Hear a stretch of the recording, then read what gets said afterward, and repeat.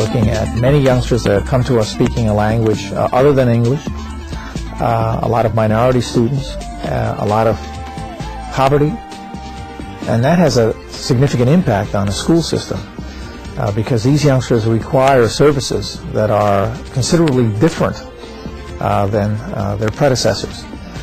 They require an awareness of a new culture. They require someone who is familiar with their language, and they require different pedagogy if they're about to succeed. You have minority students that are overrepresented in these programs. And the reason is not because there's more disability in those groups, but because the tests and the procedures that we use are not appropriate. We have a set number of steps and rules that are required in order for children to get help long before any kind of label or identification takes place. I work with almost every cultural group you can imagine, and the rule is always the same for me, that I must find out who my students are as one of the things I need to know in order to do a good job of teaching. Meaning, I must learn what their values are. I must learn the things that what their fears are. I have to learn their worldview. And once I have that, then I have a tool for communication.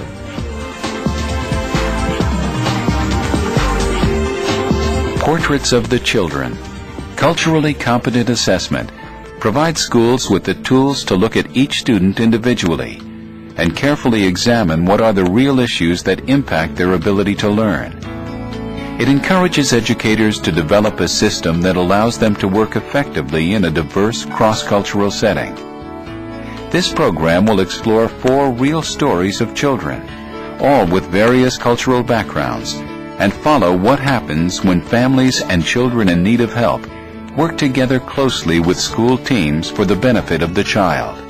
Hi, Du. How are you today? Du is attending a special education preschool program. The school's child study team is working closely with Du's mother to determine what kindergarten program would be appropriate for the following year.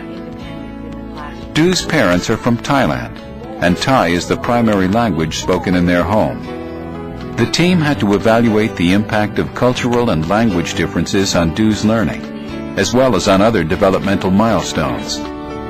Du is having a difficult time with socializing and relating to her classmates. Her expressive and receptive language skills, her sustained attention to tasks, as well as the development of her basic readiness concepts are also low. She's agreed with that. Okay, so she sees the echolalia at home as well? Look, ใช่ไหมดิวเขาก็พูดซ้ำแบบที่บ้านด้วย What about doing repetitive kinds of behaviors? Do you see that too at home? แล้วแบบด้านความประพฤติของเขาแบบว่า Psychologist is a pretty integral part of the child study, local screening, assessment team in the schools in our county. I'm however, just one member of the team. There's usually a school social worker, and we serve as kind of what we call the student services team. There's always a principal of the school. There's always a speech clinician. There's always at least one special educator in every school. Anyone special who works with children with special needs. And it works best when we collaborate. Are there other languages that are spoken in your home as well? Before we'd ever go to testing a child for special ed, we go through many different steps to see how we can help that child. I talked about the child study, where the committee really looks at the strategies that are used, the materials that are used, how we can best meet their needs. Sometimes it's adapting the instruction. Sometimes it's material that needs to be given. Sometimes they need special help from the reading teacher, a mentor. So a lot of interventions must happen before we would bring the child to local screening to find out if we should test for special education. Du, start it off. Du, will you start off the bus? I try to talk to parents as honestly as I can to see what their perception is of what's going on with their child. First thing I do is I try to observe the child and see what I think is going on just in general with the child. I get a lot of information about the classroom environment, about the child, about the other children in the program. So observations are very important in making my assessment. And I take what I get in the observations and add it with what I'm getting in the formalized testing situation to get an accurate picture. We did a dual language assessment already, and Tanita was the interpreter for that. Okay. And they, I believe they said that she seemed to be have an equal level of English and Thai, maybe a few more things in Thai than in English. Okay. And they felt that any testing needed to be presented in Thai and English simultaneously. When we do assessments, we will all work with an interpreter so that Du will hear everything in English and in Thai, so that we'll make sure that she's understanding what we're asking her to do. That's where the examiner's skills come in. The clinician, who is an observer, who is a trained observer, watches the child solve problems. The good clinician will get as much information from watching a child move some triangular blocks around to match an abstract design as they will from the score. Because some children will just have no idea what they're doing. Pure trial and error. And they may solve it right haphazardly. Another child may get it wrong, but have a good approach and start off in the corners and then work toward the middle. And then make a slight mistake in a detail. But the clinician is always looking for how the child solves the problem. If they were anxious, if they were distractible, if they had a poor tolerance of frustration. All of that information goes into interpreting the scores.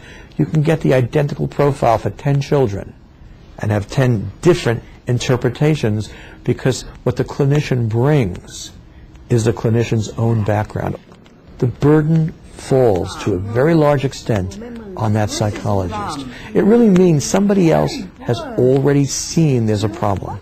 Do you want a shooting star? Shooting star. Do you want it? Do you want it? Okay, you can have a shooting star. I saw her as having severe language delays. She was not really talking, and even this year when she started with me, she did not have a lot of expressive language, what she said to other people, and she had difficulty understanding what people were saying to her. And I did not take the second language issue to be impacting her as much, because I could see the very simple things she was understanding, her mother agreed, were the same things she was understanding at home. And the very hard things that she was not understanding at school were the same things she was not understanding at home in Thai. Go cling, cling, cling, do cling, cling, cling, cling, cling, cling. Just being very cautious of being aware and thinking the whole time, could this be culture, could this be language based?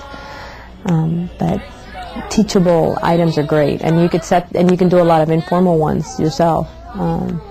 Where you just do small things depending on the age level. Again, checking developmentally what a child should be able to do and then teaching that and seeing if they get it. And how long, the rate of learning is real important. If you want to teach a task and then see if they get it on the first trial or the second trial or the third trial, and then you could go back and ask later on in a delayed trial. And all those things give you insight into this person. I felt like her behaviors were much more related to her disability than it was to any culture and language. And I did that by, again, observing her over and over, comparing her to her peers, comparing her to other children who had second language kinds of concerns. Her parents worked very well with us. They were implementing things that we were suggesting. So we didn't feel like cultural misunderstanding with what was